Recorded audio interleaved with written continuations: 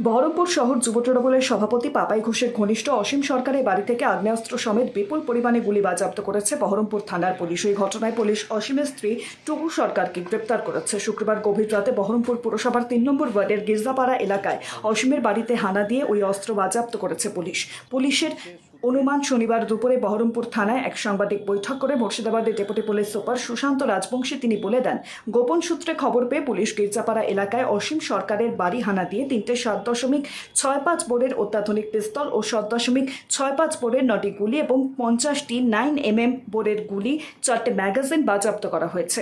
ওই ঘটনায় অসীম সরকারের স্ত্রীকে গ্রেপ্তার করা হয়েছে। পুলিশ হানা দেওয়ার আগে ওই বাড়িতে পাপাই ঘোষ ও অসীম সরকার ছিল। পুলিশকে দেখে ওই দুজন পালিয়ে যায়। তাদের খোঁজে পুলিশের তল্লাশি চলছে।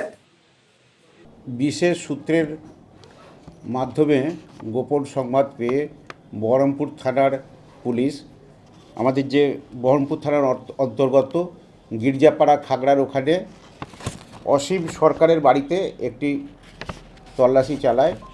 সেখানে আগে থেকে আমাদের কাছে সংবাদ ছিল যে সেখানে অনেক ফায়ার আর্মস মজুত রাখা হয়েছে এবং সেখানে গিয়ে তার বাড়ি থেকে 3টি 7.65 কান্ট্রিমেড ফায়ার আর্মস, সাথে 90 রাউন্ড হচ্ছে 7.65 অ্যামুনেশন মানে গুলি এবং সরকারের বাড়ি থেকে 9mm 50 রাউন্ড গুলি এই অসীম সরকারের বাড়ি থেকে পুলিশ আজকে উদ্ধার করে।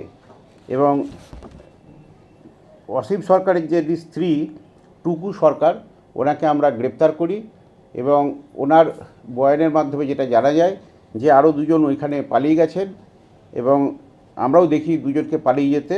তা টুকু সরকার যেটা জানিয়েছেন যে ওই দুজন যিনি পালিয়ে গেছেন তাদের মধ্যে একজনের নাম পাপাই ঘোষ, যার বাড়ি কুঞ্জঘাটা, এবং আরেকজনের ওনার স্বামী, যার নাম হচ্ছে অসীম সরকার। তাদেরকে এই টুকু সরকারকে আমরা আজকে কোর্টে প্রডিউস করছি এবং আমরা 10 দিনের জন্য পুলিশ হেফাজতে আমরা নিচ্ছি।